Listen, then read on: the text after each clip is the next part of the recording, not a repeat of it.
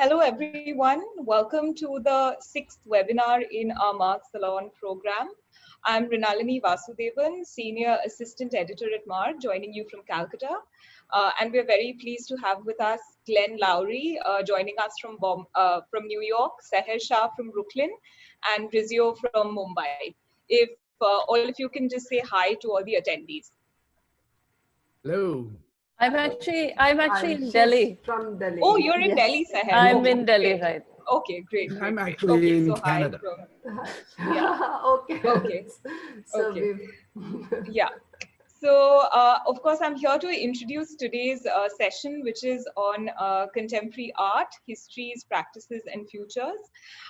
Over the last few months, we've hosted a series of interesting discussions on the broader subject of futures of the planet and art worlds to come. We will continue to engage with that topic, and we'll be looking at core ideas as well as discourses that influence the socio-cultural space. But today we're also starting a new series called The Future of Art Studies, where we'll be looking specifically at practices and artists and institutions. And we are going to be starting today, of course, with contemporary art. Contemporary is very closely associated with the idea of modernism, a movement that shaped the birth of Marg, and one which we are returning to this year through the launch of the Indian Modern series, as well as the new avatar of the Marg magazine. The contemporary offers a good vantage point to look at not just the past, but also to think of future developments in the art world. And of course, it's a loaded term, because it's used to usually refer to the here and now, but it comes with many other meanings and associations. So the idea is to start with not assumptions, but rather with a questioning and an unpacking of the term, to look at the ways in which museums, galleries, practitioners, buyers, scholars actually present work or contemporary artworks. And we are hoping that this is also going to lead us to an understanding of the contemporary for the future. So what's going to really remain the same, or what's going to change? Along this journey to guide us, we've of course got Glenn and Seher. Glenn doesn't really need an introduction. He's a renowned art historian, and he's written and lectured extensively on contemporary art and the influence of museums in society. And he's been the director of the Museum of Modern Art for over 25 years now, and he sees it as a constantly evolving space. To Glenn's credit, he's actually really expanded the museum. So there's been a merge with the PS1 Contemporary Art Center. And he's also started a new department on media and performance art. Now the MoMA is trying to also diversify its collection and include more works of women artists, as well as contemporary artworks from South Asia, Latin America, the Middle East, and Africa. Seher has a degree in architecture from the Rhode Island Institute of Design, and her work looks at architectural space, the poetics, as well as the fractures of it through drawing, printmaking, as well as sculpture. And what's most interesting about her practice is that she deals with the architectural language through a subjective experience. She thinks of it in terms of the meaning and the memory that fragments bear. And that's very different from the kind of mathematical language often associated with architecture and drawing. Seher has also exhibited widely at the MoMA and at venues in India and elsewhere. She's currently working with photographer Ranveer Singh on a set of sites from the 1960s and the 70s. Seher, as well as Glenn, have had previous associations with Marg, because Seher's work was featured and discussed in our 2016 magazine on abstraction. And Glenn has compiled the most recent Art and Conflict magazine, which all of you should pick up. And he's also contributed to the Cello in the September 2020 magazine. Glenn and Seher will be in conversation with Rizio. who is the publisher of the Marg Foundation. And before we start out on the main discussion, just a few guidelines about the question and answer session that we're going to have at the end. So I'm going to be taking questions posed by you from the Q&A box. And it would help if you could keep your questions very brief and direct, and also let us know who it's addressed to. And if you can start posting questions by halftime, that would be good, so that we don't have a crowd of questions at the end. And because we've got limited time, I'm of course going to be able to take only a small selection of questions, but don't be disappointed. You can pose your questions with the recordings of the session that we're putting up on the YouTube and Facebook pages. And we'll also have 2 poll questions at the end of the session, so you can be very honest in your feedback for those poll questions. And over to Rizio. Thank you, Mrinalini, and thank you, Glenn and Seher, for joining us, and welcome, friends. We are delighted about the warm response our Marg Salon conversations have been receiving, and while, as Mrinalini said, while we are still running a series called Futures of the Planet, discussing how we may understand, form, and articulate our Marg towards a post-Anthropocene world, we thought it is important to consider the space that art studies occupy in all this, as that is Marg's primary area of focus. So keeping this in mind, to mark our 75th year, we also, as Mrinalini said, we have also reconceptualized our magazine in a way that will enable us to focus on developing a corpus of critical thinking and writing on the arts. So we are awaiting the release of this new avatar of the magazine in a couple of weeks. And now, at this moment, it seems significant to begin a new set of conversations focusing on art studies, more as an indicator of how Marg is thinking and working as a public intellectual forum at this point, and not just as a publishing platform. So this conversation today with Glenn and Seher marks the launch of this new series called Futures of Art Studies. We will be continuing the series, and there are a lot of conversations lined up in this. We are happy that we have Glenn and Seher with us to mark this transition of Marg from kind of more into a thought space than just a documentation space. So Glenn, as many of you know, edited the current issue of Marg, which is themed Art and Conflict. That is actually the last of the thematic volumes of Marg magazine. It is already showing a kind of, it's inclined towards what we are going to do now. So we are moving towards a multi-segmented format, specifically focusing on ideas and practices that can bring a change, and also exploring every quarter new methodologies in art education, art criticism, art history, art and science.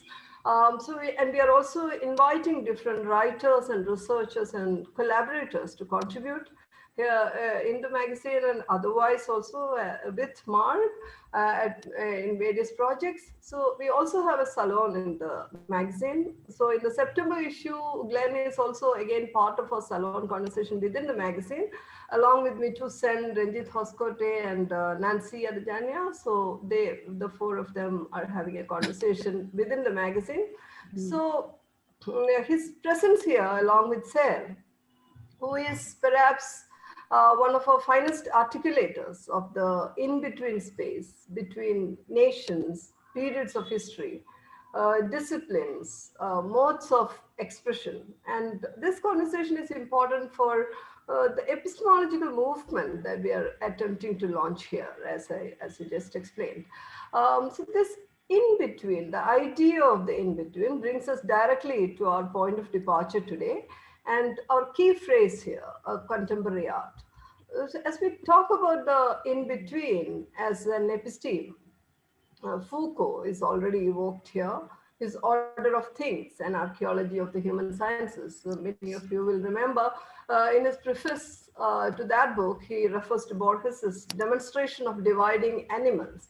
This is just a demonstration that in any field, categories can just be created and even be filled with content. When you say embalmed animals, or those animals that have broken water pitcher, it's ridiculous, but you can create categories like that and also fill the categories with content. But that does not necessarily mean that these categories would help us understand or navigate any epistemic space. Then at that point, we think about blurring the boundaries and going to in-between spaces for our intuitions, for our movements ahead.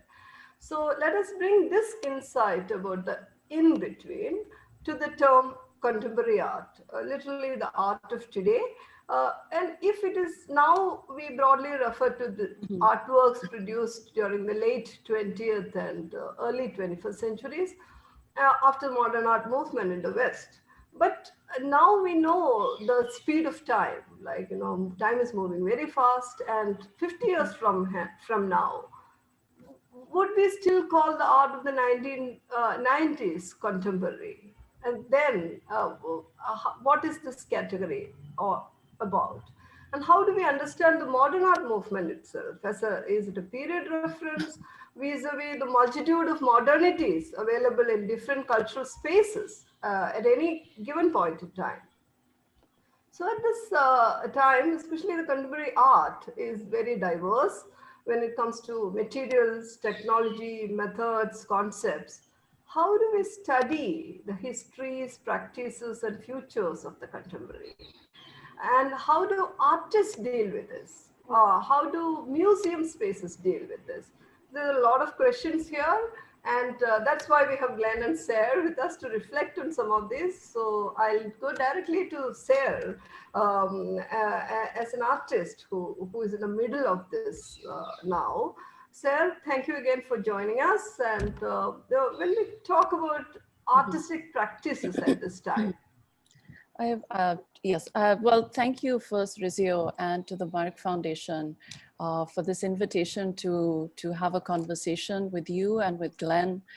I've been thinking through the subject of the word contemporary itself. And initially, it is such a large, expansive word that it's difficult to unpack, because at what segment, at what point do you enter it?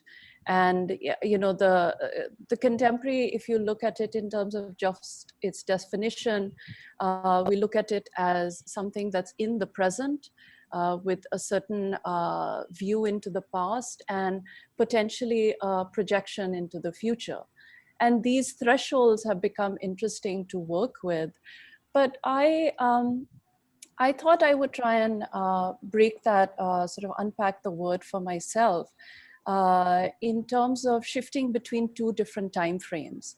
One, what did the contemporary mean when I was a student in the early to late 90s in the States? And what does the contemporary mean now as an artist, as someone who draws, who's an active, hopefully active participant in this context and in this way of working?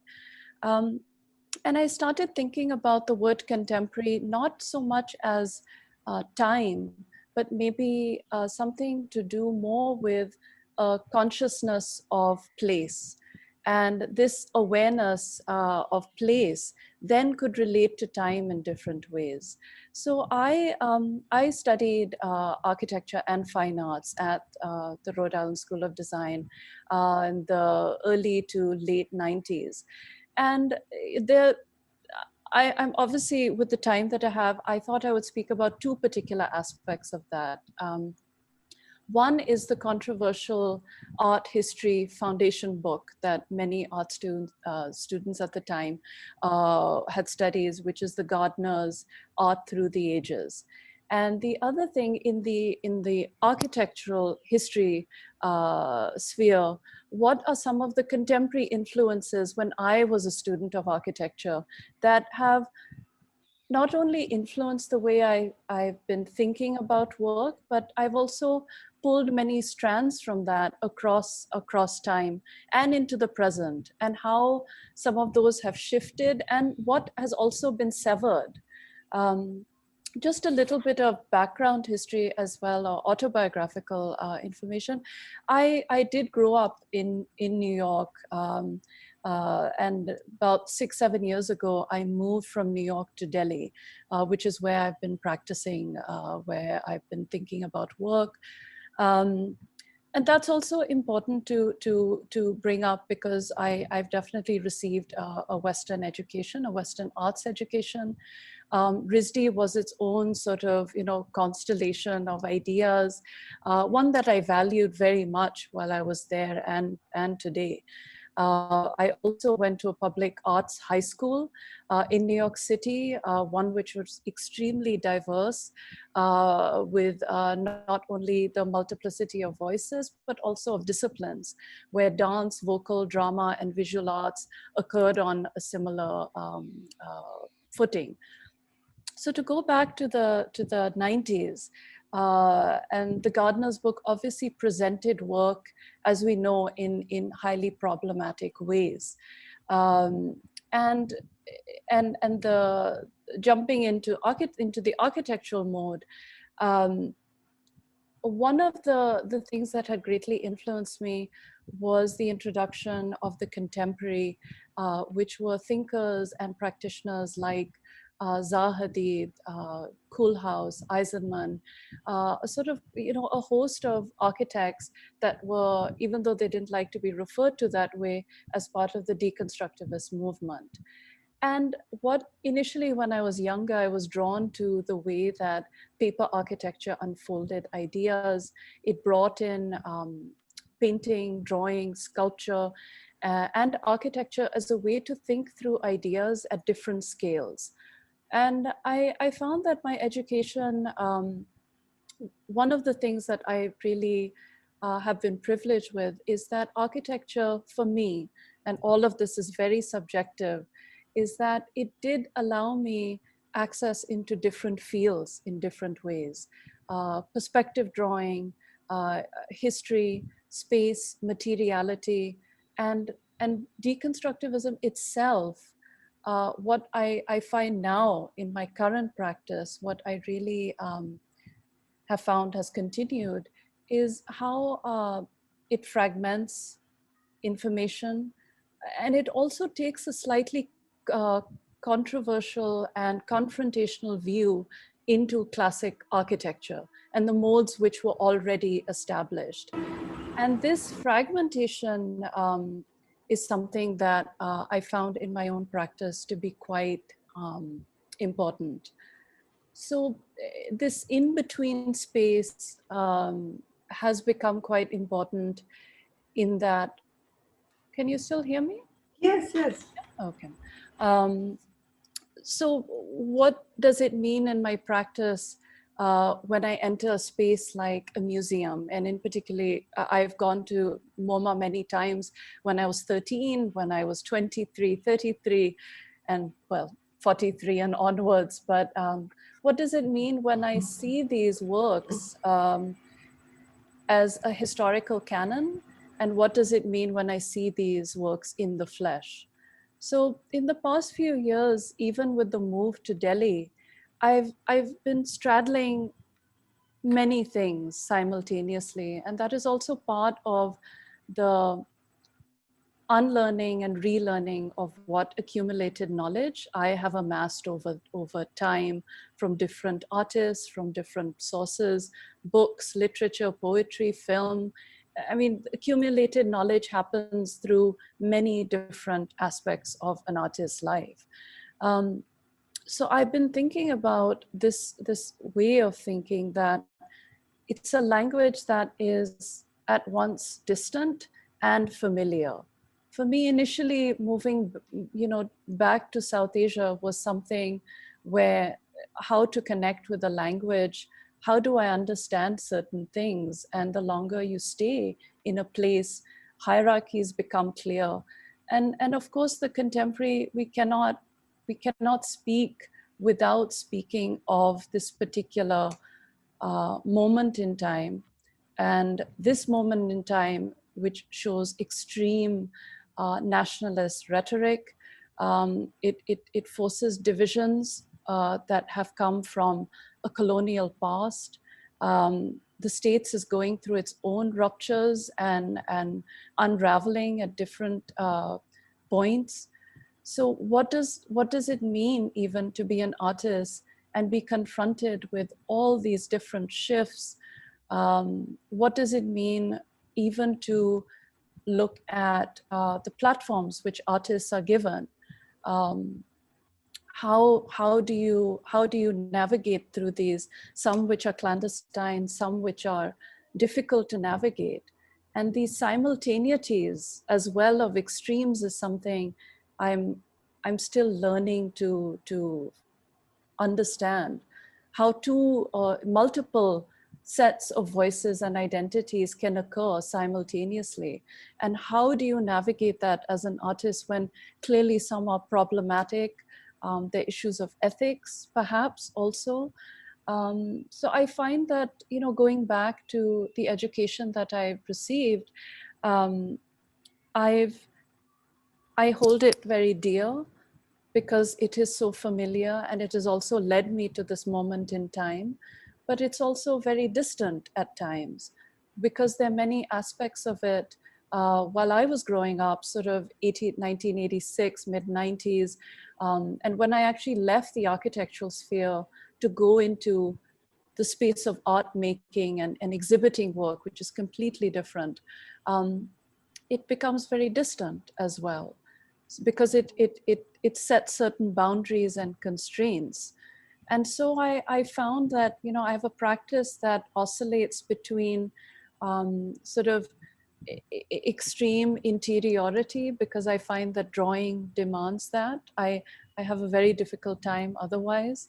And then to look at things from the external. So I end up using historical material, either archival, certain figures like Corbusier, certain projects.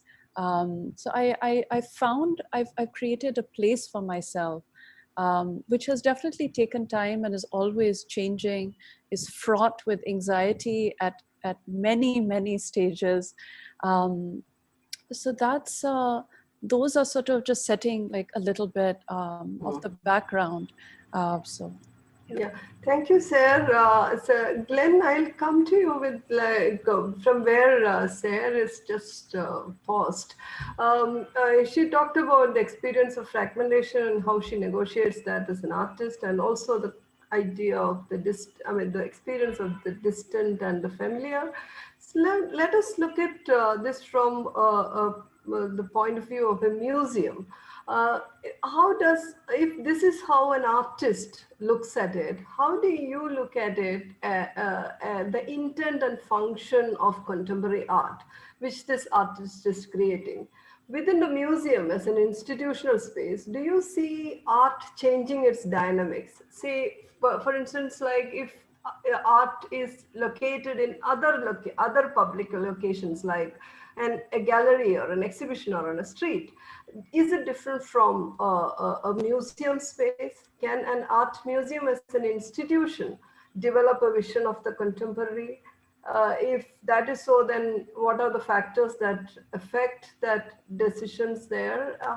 You are at once an administrator, art historian, curator, educator. How do you view this as from the museum space and from your educational space? Thanks, Rizio. First of all, can I take a moment just to salute you and your remarkable staff at Marg for the great work you do? Thank you.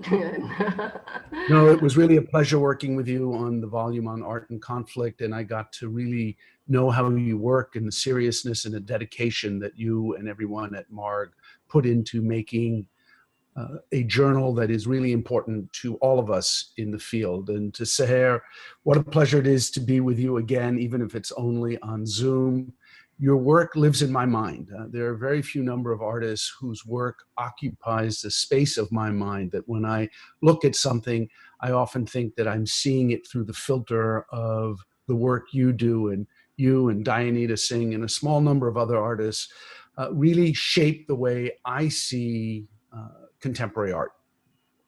So how does a museum look at this? First of all, I want to respond in part to something that Sarah said, which was, when do you enter the contemporary? I think it's equally important to think about, when do you leave the contemporary? All art is contemporary at one moment, and then it isn't. So we, of my generation, grew up thinking the art of the 60s and 70s was contemporary.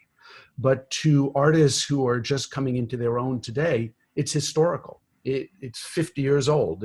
It belongs to several other practices and ideas, and it will soon be 100 years old, and then it'll be 200 years old, and the issues of the moment will be completely different. So the first thing that I think about when I look at the contemporary through the filter of the museum is to recognize that actually the contemporary is a constantly changing set of issues and ideas. It isn't of a moment, and it isn't of a place. It is actually an evolving set of often competing and conflicting ideas, and that our responsibility as a museum is to provide the platform, the space in which these competing issues and ideas can, in a way, debate with themselves. You know, we grew up, or many of us grew up, thinking that the idea of the modern was monolithic, that there was one notion that defined modernity. And then, of course, over the last 25 years, we've come to understand that there are different modalities to the modern, and that modernity in South Asia is different from modernity in Latin America or Europe or Africa. They may share common issues and common interests, but they also have their unique manifestations. And the same is true for the contemporary. What is contemporary, what we argue is contemporary in New York, may not at all be the same as contemporary is in Auckland or Sao Paulo or Mumbai or anywhere else. Again, they may share certain sets of issues, but they may also have very different manifestations. So the museum in that context becomes, I think, a kind of petri dish in which these different issues can play themselves out, in which we can provide a space and a forum for our public to see and experience different positions, different practices. And while we may endeavor to make a coherent story out of it, in fact, there are many different stories embedded in it. And the notion that there's some singular idea of the contemporary is to miss the point altogether, that there can't be a singular coherent contemporary. I think also that the division between the interior space of a museum and the alternative spaces of public art or the street or anywhere else that might allow artists to work is to, excuse me, the virtues of Zoom is that it brings you straight into domestic space. I had to just kill that telephone call. The idea that somehow museums, public space, alternative spaces are all different is not quite, to my mind, that relevant. Artists work where they want to work, and the kind of art that they make may change depending on location, but it's still their work. And I think for an artist, the opportunity to operate in different locations provides the possibility of articulating different modalities to their own work and responding to different circumstances. So a museum may be, in one way, an ideal location because we bring to the fore an enormous amount of support for an artist. It's also true that working in public space creates different opportunities, but I don't think they force a distinction between how an artist thinks about the contemporary. And in fact, many artists that I talk to don't even worry about it. What they're interested in is making art and pulling together all of the resources that are available to them in order to create. And it's, in a way, our problem collectively to think about what does that mean? and how do we locate that in some conversation with many other artists. But to that extent, I think what has emerged certainly in the last 25, 50 years in the United States is a deep recognition that art is being made all over the world, and that if one wants to be in some kind of contemporary dialogue, it means by definition that you're also in a global dialogue, that you have to be in conversation with artists practicing in almost every corner of the globe, because they bring to their experience deep and profound understandings that are not available in any other location. And the rapid transmission of information through digital platforms means that the notion that something is new over here and will take a while to become available over there suddenly becomes instantaneous. And that allows certain types of conversations to occur. I was trained primarily as a historian of Islamic art, and particularly the Islamic art of India. So for me, the idea that somehow there's a singular location for any one practice is almost pointless. You understand when you study another culture that there's a richness to all cultures that we should become aware of. Now, when you try to weave that into a meaningful understanding of the contemporary, I try to think of it in terms of what we as a museum can bring to this conversation. And the way I look at it is that a historical institution, say a museum like the Louvre or the Metropolitan Museum of Art, has a responsibility to place the present in relationship to the past. In other words, its role is to articulate the long continuities that bind the present to the past. And I think of our role as a Museum of Modern and Contemporary Art to do just the opposite, to look at how the present impacts our understanding of the past, as opposed to how the past impacts our understanding of the present. Our role is to make the past different because of what we know today, to in a way, re-articulate relationships precisely because the present has given us new information, new issues, new ideas to contend with, and to look at how that might inform our thinking about the immediate past in particular. So it's in that relationship that museums are this kind of petri dish, and which is why, for me, I don't think of our work at the Museum of Modern Art as being part of some kind of canonical endeavor. I think there was a moment when there were curators who felt strongly that the role of the museum was to define the canon of modern art, but the last decades have taught us that there can't be a canon. There have to be multiple canons, that the canon itself is constantly under pressure, is constantly shifting and changing. And so for me, I think of what we do as a work in progress.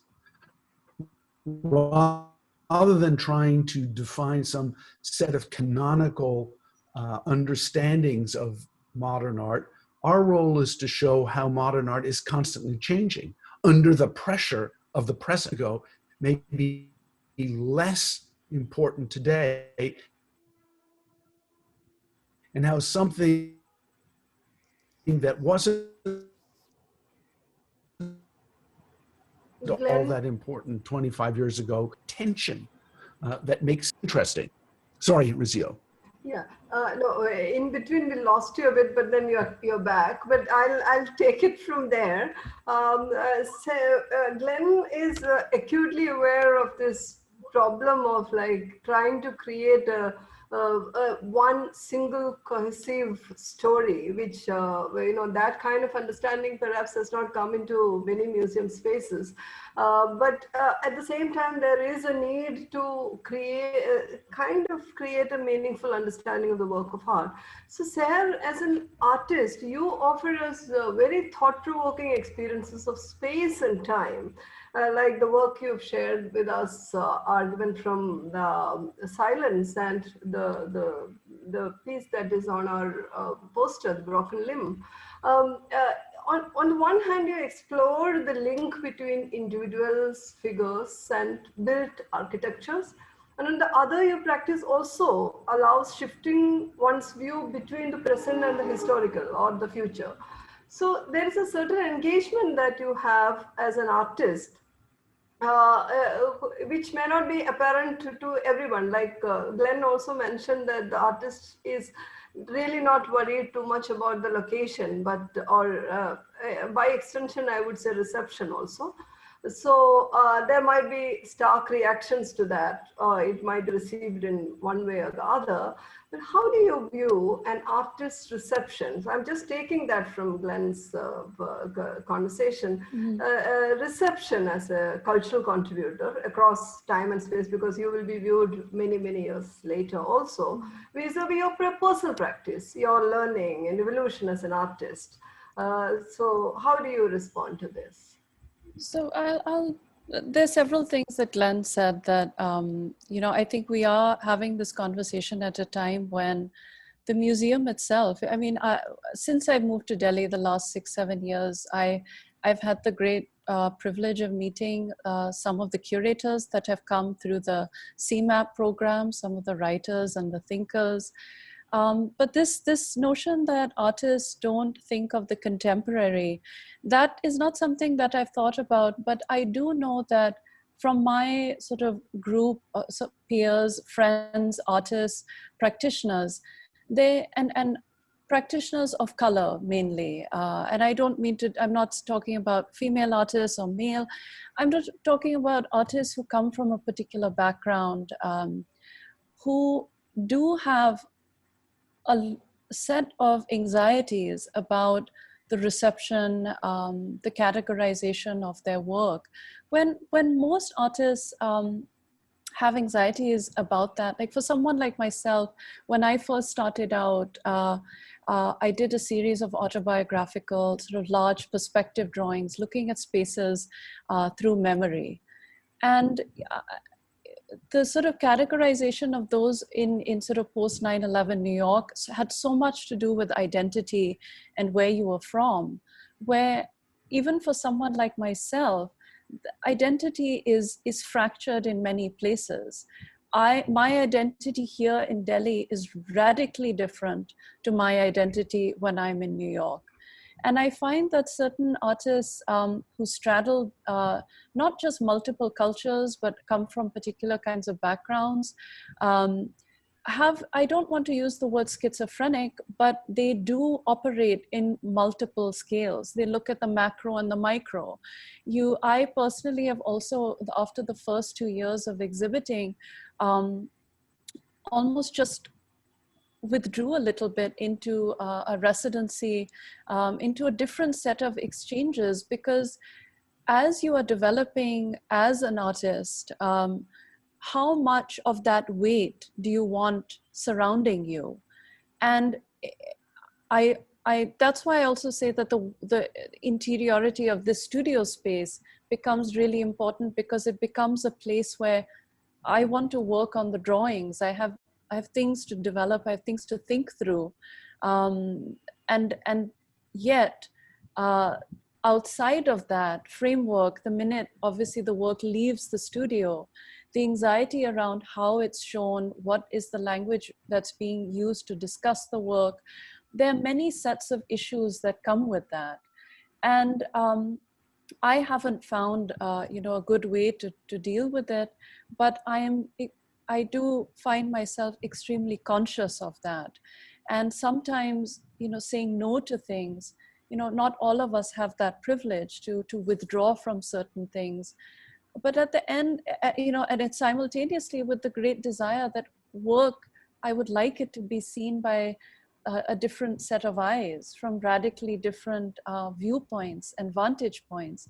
So you're constantly straddling these things. So speaking for myself and not for my peers, but I don't think of the contemporary, but I'm always anxious about the contemporary, which comes back to this awareness of sight, of place. And argument from silence specifically, I worked on that set of prints here with Randir, with the photographer Randir Singh. We developed certain ways of looking at the Gandharan sculpture, which provided me a device also to think through these ideas. You know, what does this collection mean when it's also been fragmented? It comes from a certain kind of narrative. Many narratives have also been placed on the Gandharan sculpture, from colonial East-West binaries to nationalist ideologies. And reading Glenn's essay also in Art in Conflict, the Bamiyan Buddhas, and what that means also, because it's not just an event, it's also how those threads lead into the present. And when we speak about the Bamiyan Buddhas, or when we speak about the Gandharan sculpture, what is the trajectory of time and events and historical events? And that's where I find myself, you know, excited, where that's also when the archive becomes important. So to get back to your question also about the evolution, or maybe the learning and the unlearning, you know, for me also stepping out of familiarity of a place like New York, which was extremely difficult as well, because it's a place that I've lived for so long and love in many aspects, to come here and have a change of perspective, to be engaged with work that is, again, distant and familiar. And the longer you stay, the longer your ideas shift as well. So I've also been fortunate to come across projects that have radically shifted my way of thinking, and also have shown me how little also, or how much there is still to learn, and how little exposure we still have to these things. One of the things that I remember seeing was the student biennial in Kochi, which showed the work of students across 60 art colleges in the region, and not just India. So it was Bangladesh, it was Pakistan, it was Nepal, Bhutan. So it was, you know, in a way, if you look at what is utopian, it is to look at the students across the board in the region and see what they actively want to show and share, alongside practitioners like, you know, very well-known practitioners that were included in the Kochi Biennial. The other project that I really wanted to also mention was from the Dhaka Art Summit. Actually, there were two projects. One was a utopian stage by Vali Maluji, which was looking at the Festival of the Arts in Shiraz and Persepolis, which brought together avant-garde movements from not just various places in Asia, but Latin America, different countries in the African continent. And this occurred over a decade. And in the summit, there was a diagram of these different kinds of affinities, relationships between people like Tagore to Frantz Fanon, to the Negritude movement, to Sri Aurobindo, to Sartre, to different, you know, and these are different geographies. We're spanning different contemporaries, and yet there is a kinship and, you know, an attitude. And there's an attitude to a certain kind of resistance as well. And I walked into that exhibition, and it was one of the few moments where I left feeling more connected to that contemporary that happened in, I want to get the dates right, which is 67 to 1977, which was that contemporary, that avant-garde, but yet I saw these kinships across geographies, across time as well. And I left that exhibition feeling something that, New York, sadly, in a way, in the art environment when I was there, sort of 2006, let's say, you know, certain history becomes important, I think, for me, or historical canon, when you can look at practitioners, and none of us work in a vacuum. You know, we all come from different thinking, we gain from that, and it didn't feel segregated at all. And, that was quite a powerful moment. And the other project, which was actually just a month before this lockdown, which was Zahia Rahmani's Seismology of Struggles. And this was looking at journals from non-European vantage points from the mid-18th century to, I believe, the 60s and 70s, which were looking at intellectuals and artists, many of whom were coming right out of the heart of the colonial empire at the time. You have poetry journals from, and actually Marg is very much included in that in the 30s and 40s. So you have poetry journals from places like Kandahar. You have emancipation journals from places in the United States at a time where, this is precluding the civil rights movement by many, many decades. And you have this amalgamation of voices that, again, it was astounding. Sorry, I put a timer on myself so I don't go past the 10 minutes. These I just also wanted to mention that it's not just an artist's own work that, how you learn from that, but also to include the works that have inspired you to think outside of these dominant narratives. Because Glenn, obviously I've gone to the museum many times, like the Met, the Modern Art Museum. And in the early 90s, these kind of dominant canons, the historical canons, these exhibitions that were placed, when you read about them in history books and then you view them as well in this kind of academic context, you view them as that is the history in which art making takes place. So at once you are already distant, you are already, removed from that. And yet as time has gone on with these different kind of mechanisms in place to understand that it's not just modernisms from different geographies, but also these 2 or 3 projects have told someone like myself, who is very much educated in the West, that multiplicities also of people with different sets of knowledge, with different backgrounds, become so important to include. And that has to occur not just in the schools and the education systems that are at play, because RISD, as wonderful as it was in the 90s, is still not as diverse as my high school was, for sure. And that, I think, has been something that I've been trying to unlearn and also relearn things and understand, which takes enormous amounts of time, because the dominant narratives they stay with you for long periods of time.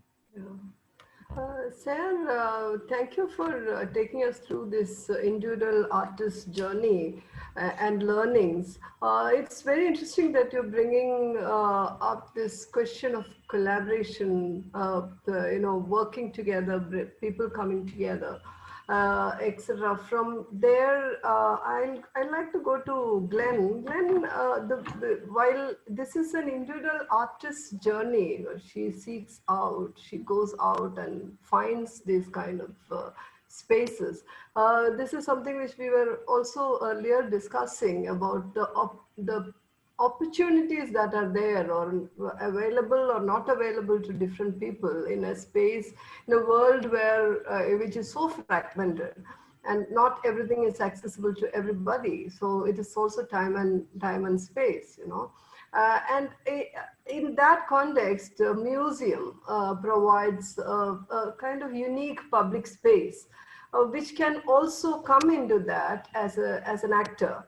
Asking artists or the arts, how do you engage with, say, art history, art education, art criticism, as Seher was narrating her journey with her encounters with all this.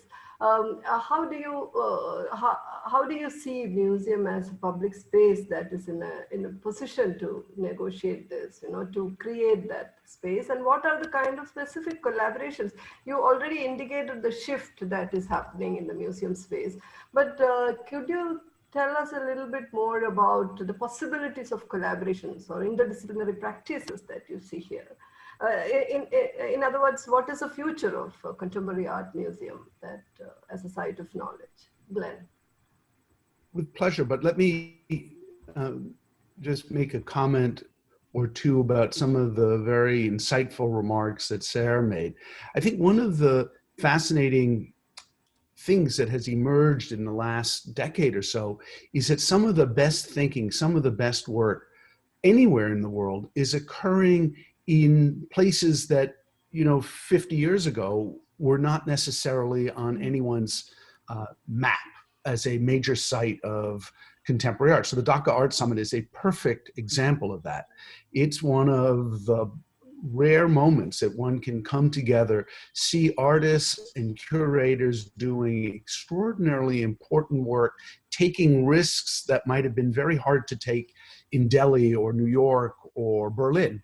And I'd say the same is true for the Kochi Biennial or the Sharjah Biennial. These are places where some of the most creative work, daring work, both at a curatorial level and at the level of what artists themselves can let themselves do, is occurring. And so that that begins to remap how we understand the topography of contemporary practices.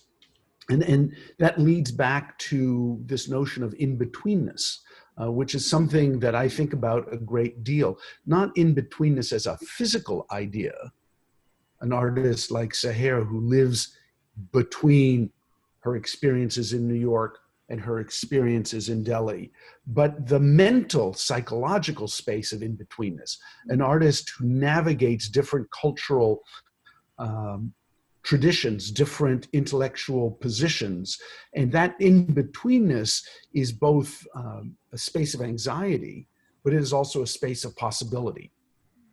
And so to come back to the museum, when we reopened the Museum of Modern Art in October of 2019, after years of reconstruction and rethinking, it was not only to offer a very different understanding of our collection, one that was far more complex and nuanced by the introduction of voices from elsewhere in the world, but also that began to unpack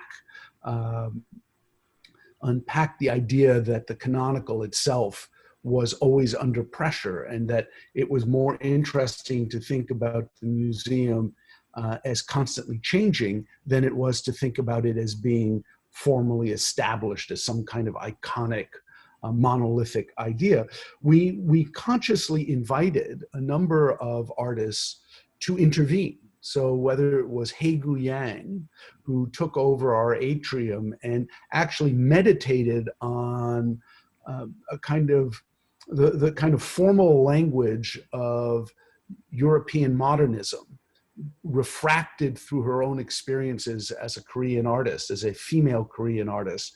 So she created these creatures that live in our atrium and that are actually manipulated by performers that invoke the work of artists like Sophie Teuber-Arp, but also totally repositioned them as almost ritualistic objects that could have been seen in a temple setting. Or whether it was Philippe Pereño, who in a way used artificial intelligence to create a living being as you walk into the museum, a kind of breathing animate object. Or whether it was Dayanita Singh, whose work we had acquired, the Museum of Chance, which was in and of itself a meditation in what a museum could be. And the notion that chance, that is the very thing one doesn't think about in a museum. One thinks about museums as the result of deliberate meditative thought, is inverted when you introduce the notion of chance, serendipity, the things that you can't anticipate or expect. And this notion that the museum itself is constantly being reshaped and reformed every time you put a new object in it, or every time you take an object out of it and put it in storage.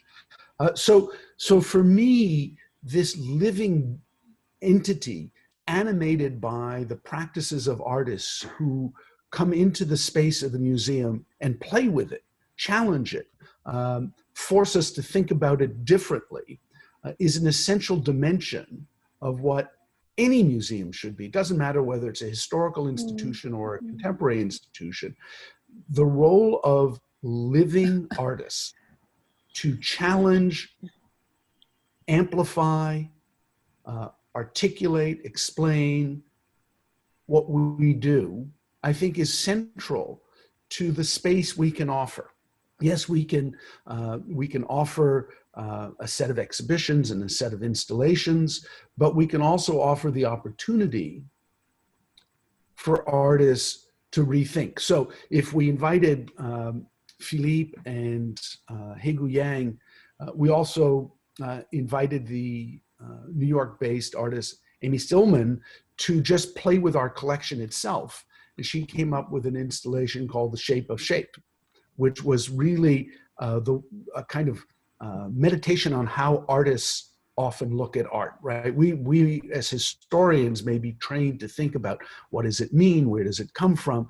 She looks at it and says, what does it look like? And how does that rhyme with something else I know? And so she brought together from our collection, literally hundreds of objects that no curator would likely have ever thought could go together. And yet, of course, she made them into a whole that was utterly magical. So that gets me back to some of Seher's work, and I'm thinking particularly of the work that you've done more recently with Randir, the cyanotype prints that, to my mind, take a kind of old technique, one of the earliest forms of photography and blueprint making, and transforms them into something utterly of this moment, right? So you take and that's what artists get to do, right? They get to make connections that many of us might never have thought about. And then by layering those cyanotypes with all sorts of found imagery, the photographic imagery, the architectural imagery, you build up a kind of almost archaeology of ideas and feelings and associations that in and of themselves act as a kind of museological experience into the mind of two artists. So all of these issues interconnect, I think, in really interesting ways. Glenn, I would like to bring this back to this present moment when we are facing this pandemic and this, we are all acutely aware of the crisis that we are in. Every space is facing this crisis, and we are all concerned about the continuities what is the continuity, that question. So I'm also referring back to your the current issue of Marg, where we are talking about conflict. I would like to look at this triad of crisis, conflict, and continuity, and place it before you. This is a quick last question to both of you, actually, about this space that we are now occupying of crisis, conflict, and continuity. Crisis is not necessarily, it need not be conflict ridden all the time, but conflict is there. So in the museum space, for instance, Glenn, there are also, apart from your vision to do something, because it's an institutional space, there are also other factors that are affecting, from economics to so many other factors. So if you stand for something ideologically, vis-a-vis running the institution, there is also a kind of crisis and conflict coming up. So this is just a practical question also as to how do you negotiate this. And Seher, that part I'm taking to you also. Both of you can respond this, because before we open it for questions, this is the last question to both of you. And in your case, as an artist, there is also, as you also mentioned, that sometimes the academic exercises, further distance you from that experience itself. So do you think this time and the experiences of the artist, is there a way in which everybody is going through transition? So is there a way in which artist experiences at this time can inform academic or other public spaces, both of you? Glenn, Well, I think Seher should have the last word, so I'll say a few So, words. yeah. She's so much more articulate than I am.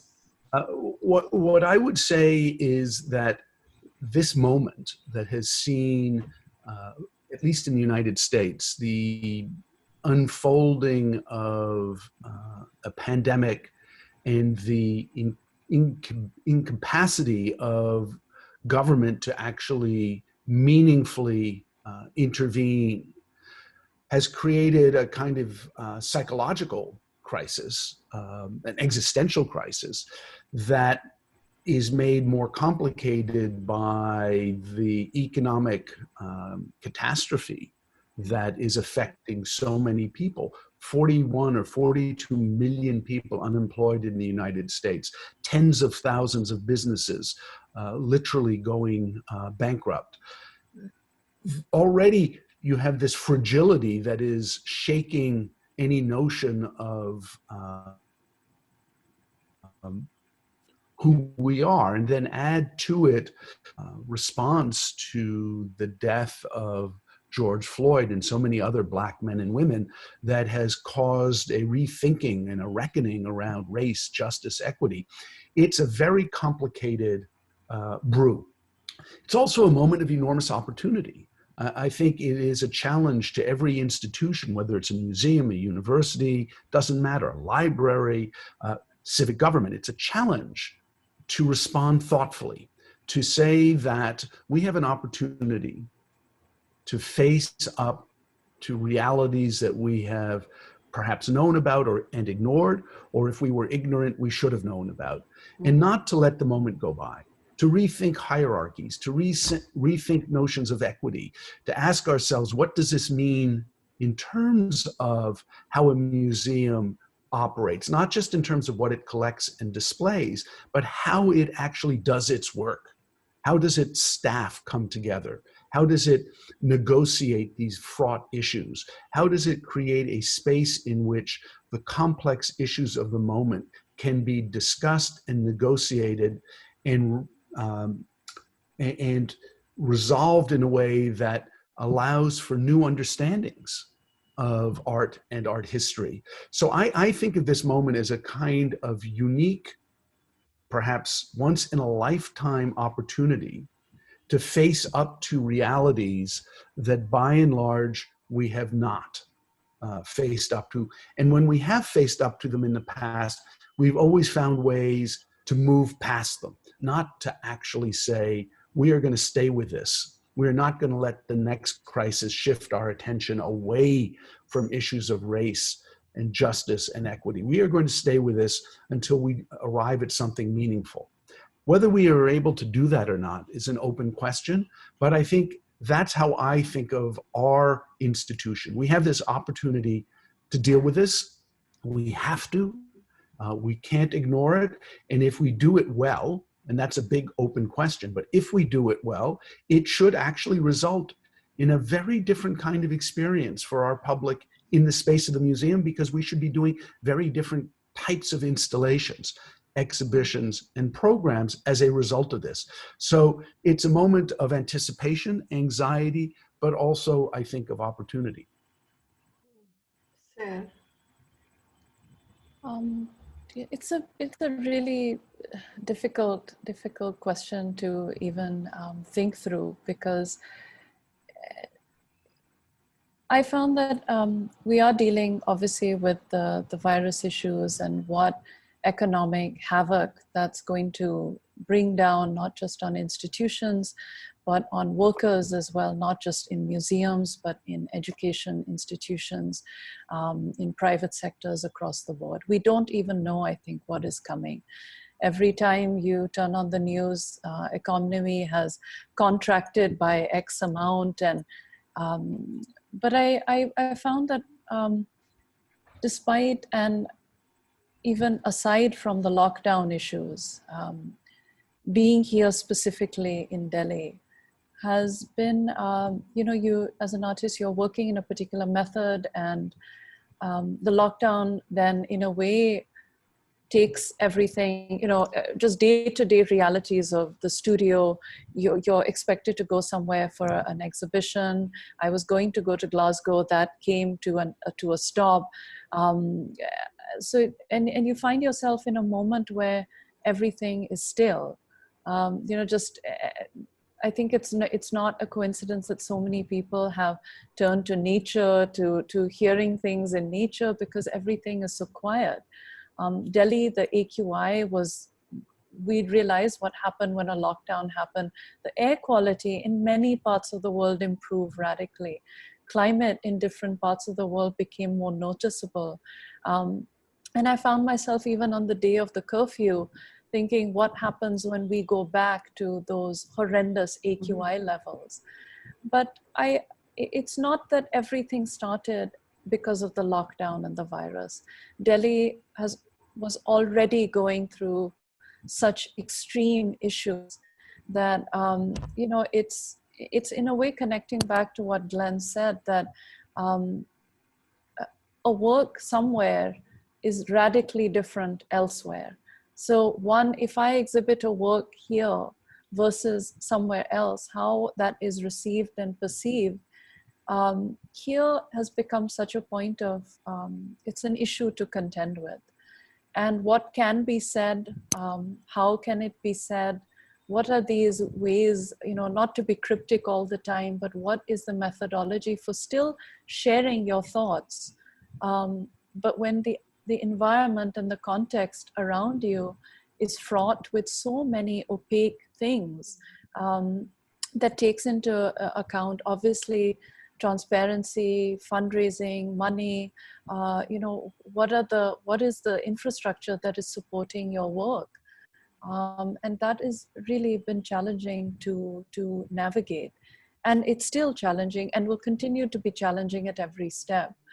But in terms of the crisis, I hope, just for myself, it comes with so much privilege of having a place to stay in, and against that, when you're talking about, the paradox of these backgrounds with what people have access to, what we saw here in the weeks after lockdown is unprecedented.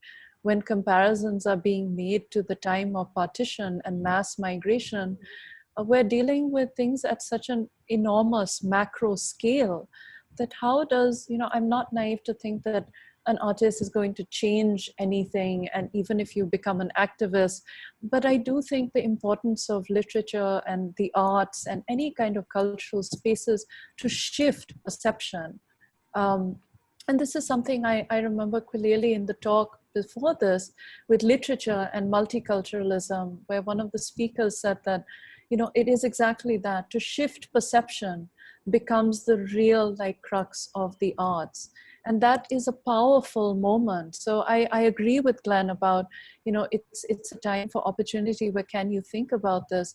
But personally, I haven't reached that point yet, because the scale of what is happening and your everyday realizations of what you are privileged to in your day-to-day life.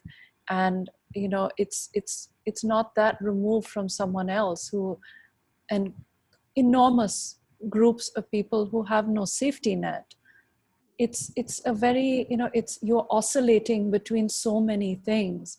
And I'm not saying I have an answer to your question, because I don't, but I'm just trying to share some of the things that I've been thinking about. And it's an awareness, again, of your place and the context in which you find yourself. Because conversations are very different. When I speak to friends back in New York, they're grappling with other things. What we have been grappling with here, in the past few years, is something that that's a whole other conversation that I probably cannot even have. So but again, it's how to learn, how to unravel these things for yourself. And I find that in those challenges and those boundaries and constraints, I think there is opportunity. How do you get to say these things in a way that maybe has some resonance over time for yourself, not for anybody else? But how do you think through these extreme moments when, of course, there is a correlation between the virus numbers, the governments in place, the ways things have unfolded? And I know we're not talking about, it's not a political conversation, but everything is ultimately political in a way. Yeah. Thank you, sir. Actually, what you're saying this is very important even for Marg at this point. Actually the core of Marg in the September issue is crisis and continuity. So it is actually a very self-reflexive kind of phrase for us, because we are also at that particular point where we are thinking about a personal crisis also, of the space and how to continue. And our own experience is also the same thing that both of you are indicating, like this space, like how to reconceptualize this space, how to look at it as an opportunity also. So it's very, sometimes we sit together and wonder within the team, like whether we would have been able to do all these kind of conversations that we have done in the last 3 months if it were not for this pandemic lockdown, So just saying, like, we connected with a lot of people sitting in our closed rooms during these last couple of months. So, so it is, as Glenn said, it's an evolving possibility. There's no end to this, or the scale is too big for us to. So for the same reason, we need to continue these conversations. We will have these conversations continued. Meanwhile, I can see there are a lot of questions from the audience already. So I would invite Mrinalini to come in, and thank you, Glenn and Seher, for this time. But Mrinalini, over to you. Yeah. So yes, we've already got quite a few questions. I'm going to start off with one which is actually addressed to both Seher and Glenn. This is from Mayank Paul. So Mayank writes, the apparent divides between the historical, the modern, and the contemporary are deeply embedded in the politics of the market and its inherent hierarchies of knowledge, systems, and prices. Both artists and museums are in direct interface with this. So in that sense, in fact, would you say that the contemporary is to a certain extent also defined by what the market demands?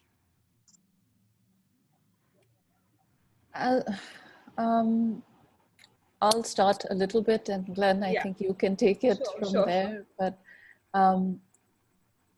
I think yes and no. I think that it depends on the individual who's looking at the work. I think it depends on the artist. I think it depends on the relationship, and it depends on the time. I found that some artists are very conscious of this and withdraw from it. I have withdrawn from these kinds of issues many times because I find that there are other ways to share work, there are other ways to develop relationships, and that doesn't have to do with geography and even the city where I live. I find myself in a relationship in the past 6 years with the Glasgow Print Studio, which is it's an old print studio that it's not a commercial space. It's a different kind of relationship with work, and it's something that I very much would like to work through. Artist-run spaces become important. In fact, my first exhibition in New York was at an artist space called Momenta Art, which was run by 2 extraordinary artists, Eric Heiss and Michael Wow. And the art market had nothing to do with that. But because of my relationship with them, their familiarity with my work, even as I was just starting out, it brought in other thinkers and curators, and I developed a relationship with them. I don't know many people, but the few that I do know, I've had a relationship with them right from the start of my sharing work. So the art market, of course, has a particular place because the galleries, the commercial sides of things, place your work in particular umbrellas and structures. But ultimately, it's the artist's responsibility to either remove themselves from that and say yes and no. And I think that anxiety also, the responsibility also needs to fall on the artist. It becomes to do with finance, with economics. You have control over your work. And the artist needs to also be responsible for that. You have to be responsible for how your work gets disseminated, for the prices that your work are acquired, who acquires it at that price point. So there's so many different factors. I don't find it to be one or the other. I think it's very subjective. Glenn? So I might add only that the market plays a role in the moment, but as we think about what is important and what is meaningful and why it's meaningful or important, those issues get resolved through debate and conversation between artists and critics and historians and the public. And the market really runs parallel to that, but doesn't necessarily influence it. So there are often artists that the market loves who over time are not deemed to be all that important. I always remember that at the end of the 19th century in Europe, the single most valued by money artist was an artist named Meissonier, who's almost today completely forgotten, right? So the market is only an indicator of a very specific current set of interests. It doesn't take into account generally the larger conversations that are being had by artists, by curators, by thinkers, and by the public. So, you know, you pay attention to it, you think about it. It obviously, if you're a museum, it affects what you can do because prices vary and the market will impact that. But I actually, on one level, I'm not even interested in it. I mean, it's a sociological interest, but I'm more interested in what artists think about other artists than I am by what the market tells us about those artists, if that makes any sense. And just to add to what Glenn is saying, it's also that across time, like you mentioned this artist who is virtually unknown. Artists also in their time frame, we can take the example of someone who, like Nasreen Mohammadi, who in her time, in her contemporary time, was working with a methodology of aesthetics that was radically different to what was contemporary in her time. And that is not to say anything about the market and historical canons, but I do think that artists and aesthetics and even just their insistence on their practice becomes a really strong point of resistance. You know, and to separate yourself from these bigger narratives and to remain determined in your thinking or aesthetics. I'll talk about it that way. But that becomes like a really strong point of resistance as well to many modes of the market. And that is constantly fluctuating.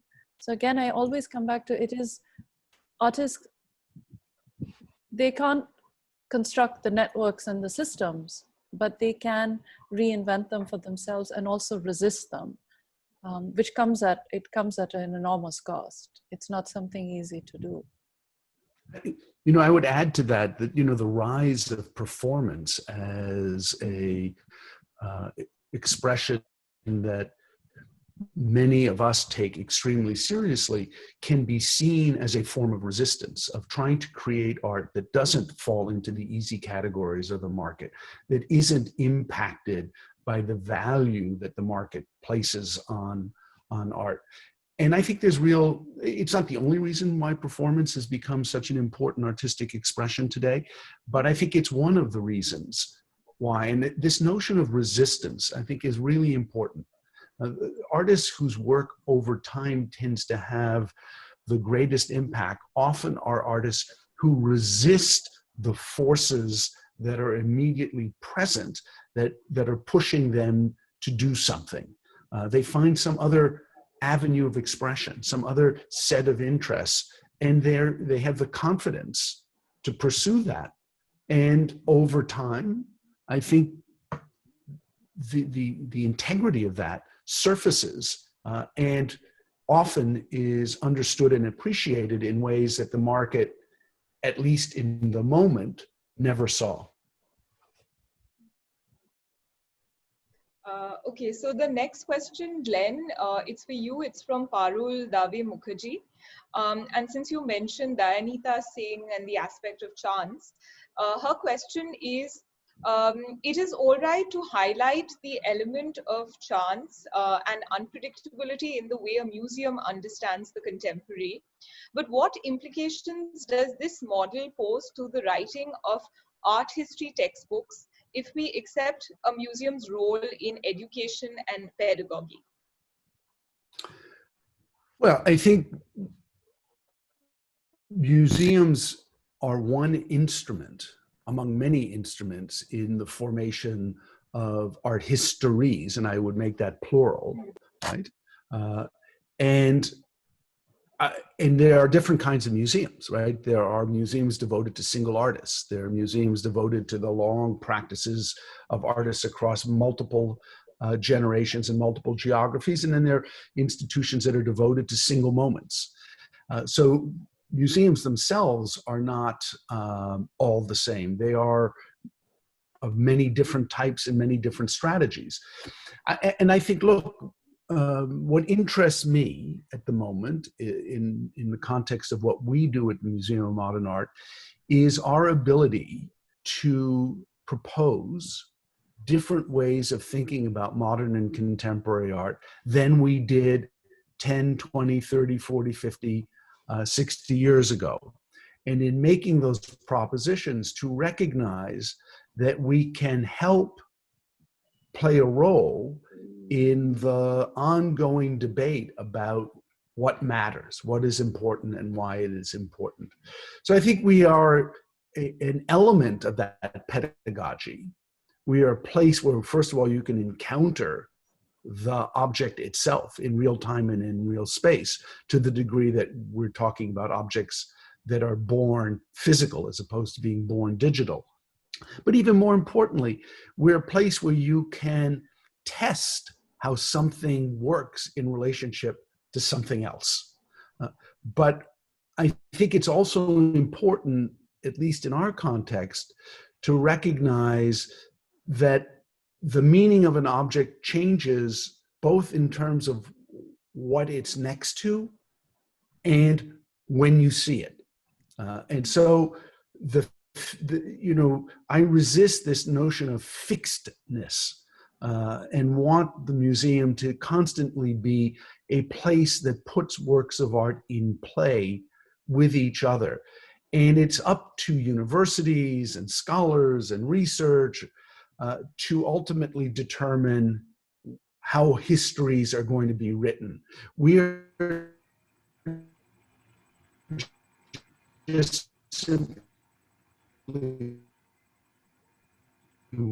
one instrument in helping the writing of those histories to.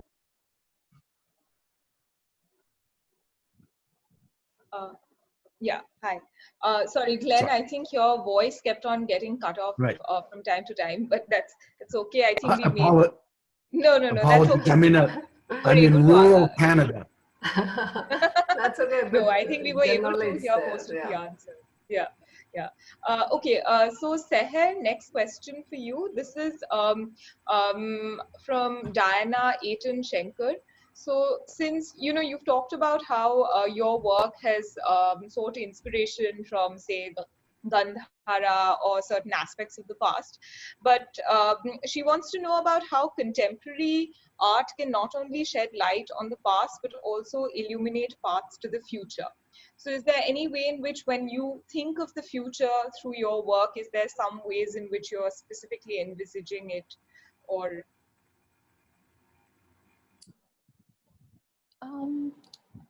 I guess I don't, that's not the sort of way I work. It's not, it's something that I'm usually drawn to on multiple levels. It's something that has occurred over a certain period of time that remains. So it isn't something that is a immediate attraction or I'm drawn to it. It takes a little bit of time to digest the ideas coming from those particular objects or buildings. So whether it's the Chandigarh Museum of Art's collection of Gandharan sculpture that was divided at the time of partition, or whether it's Corbusier's Unité building that is presented through the history books, through textbooks as this iconic architectural work. Again, I go back to that idea of fragmentation, that how do I understand these things for myself? And the very first work that I did when I left the kind of context of an architectural office was, let me work on large-scale perspective drawings, because I'm quite invested in looking at perspectives, whether they're coming out of things that I learned at Rizio, which is traditional Renaissance perspective, or whether it's looking at multiple ways of anti-perspective, oblique drawing methods, which takes in all kinds of other spheres of representing space. Let me try and look at large-scale perspectives through spaces that I remember growing up in, and these were large sort of courtyard spaces that oscillated between European sort of city centers, and then went to Pakistan, to certain kind of mosque complexes. And it was almost this kind of fragmentation of different spaces that didn't really exist, but held certain threads for me. And so I've definitely actively looked at things from the past, but I tend not to project into the future, but I do have certain desires for the work. I do have certain ways that I want the materiality to respond, because I am a visual artist at the end of the day, and how a drawing responds to you in the flesh, the ink or the graphite or the way an etching works, or the cyanotypes. It's not just the archival and the historical information, but it always comes down to the materiality of the object as well. So for me, there's a certain kind of, I guess it would be how a viewer looks at it in the present, how that present could be today or 10 years from now, but I can never project how that work will then be seen. That's for the viewer. And that also, going back to something that Glenn said, that how Argument from Silence is going to be read here versus how it was read at a place like Kettle's Yard, or how it'll be read in another geographic location. These are all very different sets of information coming at the work. So it's hard to project. It's hard to project the future, but I try and work within research. I try and work through things slowly. And collaborations, especially with Randir and even the Print Studio, have become something really exciting to work with, because it brings in a different set of thinking into the work itself. So. Okay, there's another question. This is from an anonymous attendee, but again, it's kind of a two-pronged question. So one is that the question is, as a young artist, how many years of active practice does it take for, say, a place like MoMA to recognize or even consider someone? So that's actually quite a basic question in terms of how do you select what goes into a museum of contemporary art? And actually, you're called the Museum of Modern Art. So would you still want to be called the Museum of Modern Art? And why so? And the other question, actually, it's an extension of that for Seher, is that how was your journey and ease when it came to approaching museums or galleries and becoming a part of a recognized artist fold? Well, I appreciate the anonymous question about my age, and I'm my gray hair should show something, but it's come from I haven't actively gone to museums. The first person I was in touch with was a woman Jayashree Abhichandani, who worked at the Queen's Museum. And through that connection, I met Tom Finkelpearl, who was the director of the Queen's Museum, and Eugenie Tsai, who is the curator at the Brooklyn Museum right now. But with the Queen's Museum specifically, there was a whole host of people that came through those dialogues and connections. And I find the Queen's Museum at that point, it was a very special place.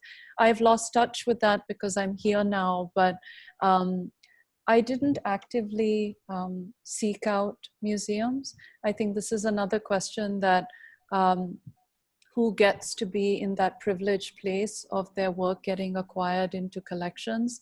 Again, I think it brings up privilege of education, language. I often wonder, what if I didn't speak English? What if I had a different set of education? And I have benefited from many aspects. And it's not just me. I have a partner who supports my work in many aspects. I have an education. I have a gallery. There's so many networks and systems that are there to that become a platform for you to share the work. Sometimes I find it's luck, sometimes it's hard work, but ultimately I found that it becomes about the conversations that occur and generally across time. It isn't, I've had an acquisition where it has been something a curator has seen and it's been acquired, but generally it's been across time. It's multiple conversations that have taken place.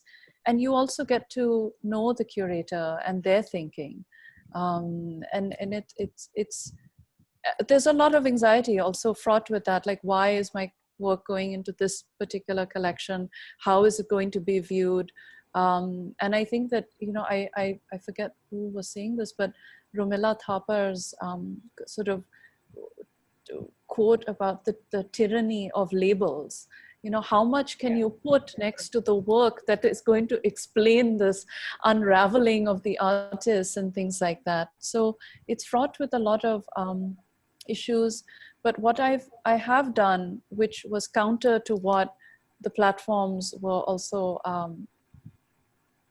suggesting, was that I did take time. Initially, when I showed work, I also withdrew, because it took me a long time to understand that I had to be able to be confident in the ways that I was working without anything external put on the work. And, it brought up questions of, when is an artist ready to share work? And if you're an artist with a particular kind of background, how much of that becomes part of your identity? And how much of that is something that you want to unravel and leave behind? So this severing of certain things and bringing things, it's a thing that you're constantly negotiating. And again, this has to do very much with background. I find, again, friends who are, artists of color, both men and women, have to grapple with this.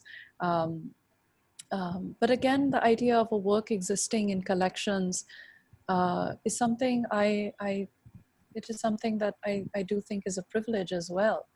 But it is not the only thing.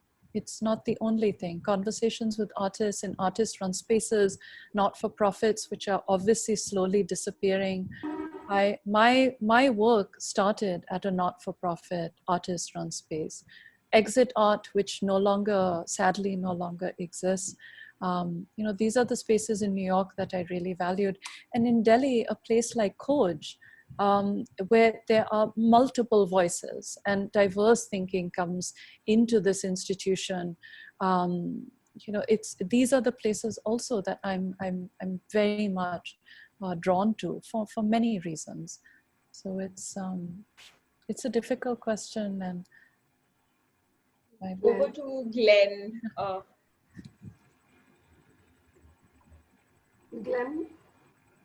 Glenn, can you hear us? I don't know that I have much to add to that. I think, Seher, I can hear you. Are you having trouble hearing me? No. Now it's fine. Now it's fine. Yeah. Okay. I can see my internet connection is going in and out. I don't know that I have much to add to Seher. I think that from a museum's point of view, what we try to do is to get to know artists. We see their work by going to galleries, by going to not-for-profit spaces, by work that is just submitted randomly to us over the internet. We rarely make a decision based on a single work of art. We like to meet the artist, learn what he or she is thinking about, see how a work fits in a larger context within an artist's body of work. Sometimes we acquire an artist relatively early in their career. Sometimes it's substantially later. Sometimes it's because we were very perspicacious in our thinking. Sometimes it's because we were blind and missed something very important because we didn't understand it. And it was only 40 or 50 years later that we recognize how important it is.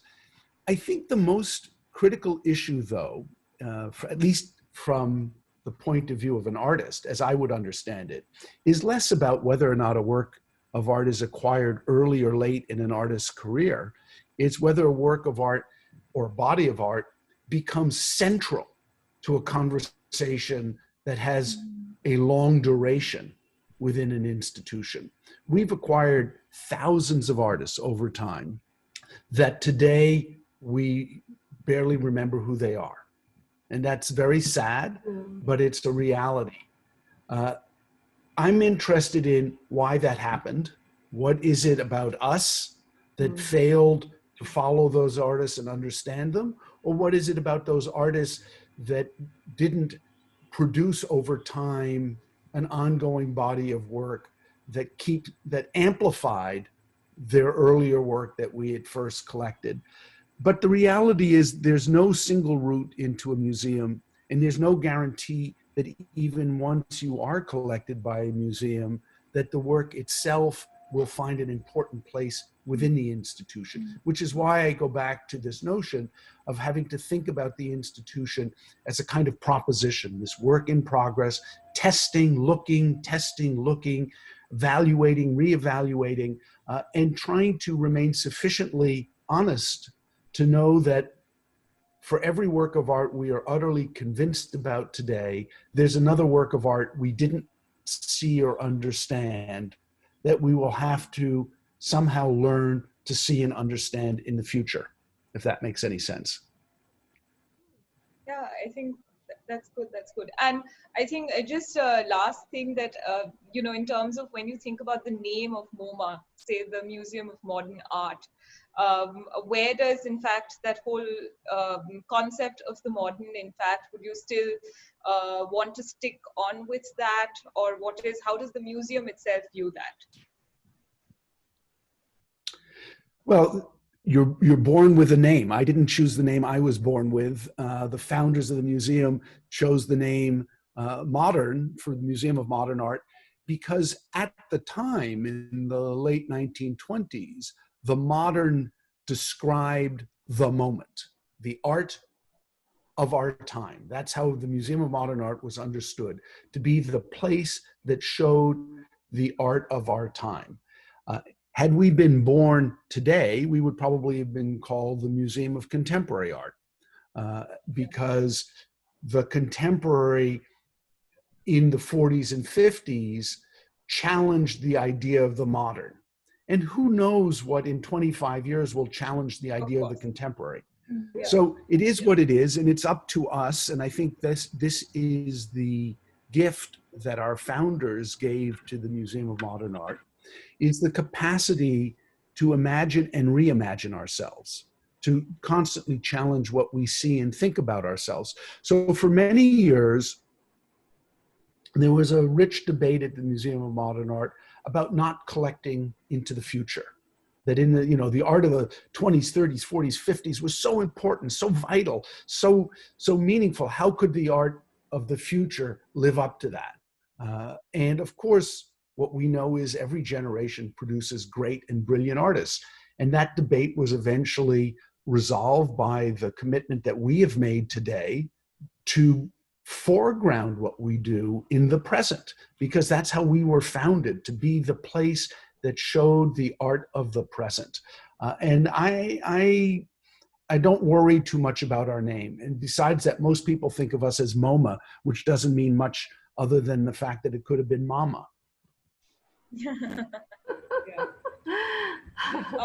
I think, Rizio, we've got to bring the session to a close because we're way past our time limit. But of course, we've had such a good conversation, and there's so many questions that I've still not taken. I'm feeling almost bad. But I think I'd request all of you, if possible, to repost those questions again, and we could share those with Seher and Glenn to get back to us on them. So, yeah. Would you want to any closing comments? Thank you, Mrinalini. This has been a very insightful conversation, and of course, not conclusive at all. We will have to take this forward, and also this whole thing which Glenn was talking about, that question about the modern in MoMA. It's like Marg, Marg is born with this name. It is Modern Architectural Research Group. And we are in the same kind of situation. And many people have told me that you should let go of this modern and concentrate on the contemporary. But what we did was we actually launched a new series of studies this year, I mean, just now, called the Indian Modern, to precisely to, as Glenn said, to reimagine, to investigate whether we have exhausted the potential of the term. So this continues, and we will also, I thank Glenn and Seher for this very, very insightful conversation. It has made us think a lot about, the directions that we might have to take at this particular point in time. And we will also continue this series on art studies with our next conversation. It's very interesting, conversation between an art historian and a plant biologist. This is a collaboration between Eve Desmith and David Bergowan. They collaborate in studying paintings, especially still life, from the different times to understand the evolution of crops, especially how the shape of vegetables and how things have changed with living crops over time. So they go back to art history, the actual paintings, to see how things are different. I wouldn't say more about that. That conversation is on September 16th. So I hope to see all of you there. And needless to say, by the time, by mid-September, we are planning to launch this new avatar of Marg, where you will see all these different kind of conversations, very interesting, in-depth studies on various things. So I would urge all of you to subscribe to Marg at this time. And because every subscription counts, everything counts at this very, very critical kind of situation that we are in.